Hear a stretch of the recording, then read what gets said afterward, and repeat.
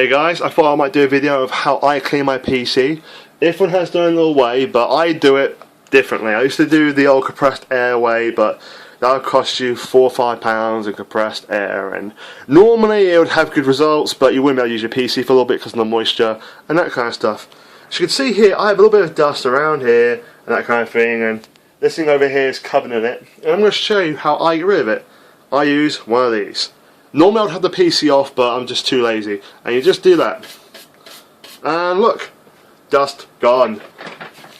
Alright, and you just do it there. Try to be careful not to touch the fans. Anything like that. You can do this for components inside, but try and avoid touching anything delicate like the motherboard or what do you call them? The graphic card PCB, that kind of stuff, because this could potentially create static, but it's very unlikely. Oh shit, what have I just done? Oh, I just knocked that a little bit. Yeah, the clips of this thing don't like to stay in for some reason. I don't know why.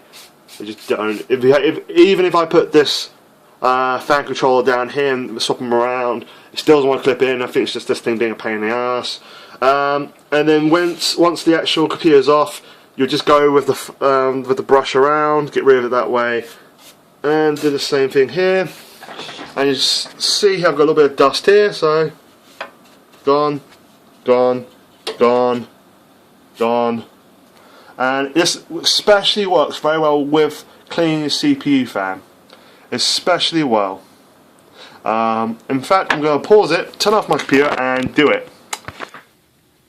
Alright, continuing on. As you can see, my CPU fan looks a little bit dusty. So now I'm just going to brush it. This could take a little bit of time because I've already got the one hand. And I do have a thicker brush, and you can see it's coming off in massive clumps, and I'm really happy I'm not an asthmatic right about now. Otherwise this could be pretty much fatal. As you can see, it's really blocked up. I would be able to do this better if I didn't have my hand, you know, with the camera. Just give me 1 second. Alright, I've got you there, and hopefully I pressed the record button properly. If not, then all this is pointless. You guys can't see this very well. As you can see, cleaning off all the dust. It's coming off quite easily, really. And I've got a crap load of dust on my desk now, which I need to hoover up. Yay. So yeah, that gets rid of all of it. You buy the brush once, and it's yours forever. Takes a little bit of elbow work, but let's face it, this takes about 3 minutes per fan, if that.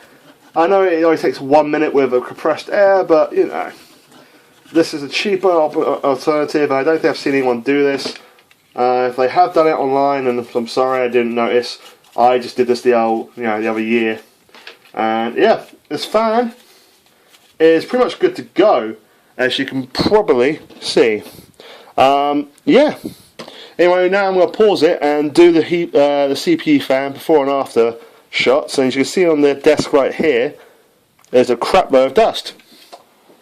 And I'm just going to pause this. Alright, here we are back again. You can probably see, it actually looks a lot worse in person than it does on camera. What I'm going to try to do is put something on top of the graphic card to ensure that my graphic card doesn't get caked in crap, as I use the brush method to get rid of the surfaced dust on here. Hopefully the back end of the fan shouldn't be as bad, but it probably is. So I'm going to pause it again and then show you what I've done. Alright, as you can probably see, I put a little booklet thing there from work. So now what I'm going to do is clean the fan. And I'm going to try not to do anything stupid as I'm doing it.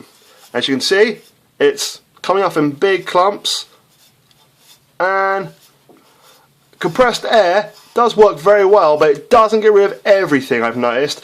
It won't get rid of the stubborn stuff, and this, oh wow, I should have done this a long time ago. Yep, especially as it's coming in towards summer and I've got an overclock, which has been stable for the last 2 years. Well, 2 years in September. Oh God. It might be wise every so often to change the brush, because you can probably see mine's gone a bit crap. That's just because I use this on my car as well to clean the interior of my car. Ah shit. So I actually missed a bit of cardboard and landed on my desk. And yep. And also with compressed air, it shoves it somewhere else within the case normally. You have to redo the case afterwards and that kind of thing. And this way, you get all of it off the surface area at least. And if you want to use a little bit of compressed air afterwards, then that's fine. And I'm just going to pause it now and do the rest of it and show you what comes off my CPU fan.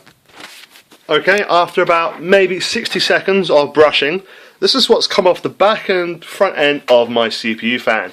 I've not cleaned this for about maybe 6 months, so yeah, this would be a bad time to sneeze, and also a bad time to be an asthmatic. So yeah, that is the brush method. You can use it on top of the power supply, as you can see inside the case. It's hard to reach places. It's really good for, if you have like a free minute or two or something like that. It's a really good way of cleaning your case without spending an exorbitant amount of money on compressed air. And to be honest with you, compressed air is a good way of doing it, but this way you get the spots, you hit them exactly right because you're doing it. Anyway guys, this is my video done. I hope this has been insightful for some people, and if it's been a waste of time for some other people, I can understand that. But this is just how I do it, and I think it's a good way of doing it. And also, once again, avoid touching the PCB here and the motherboard one, because that kind of thing, this could probably damage it. Okay? Anyway, have a good one guys. Thanks.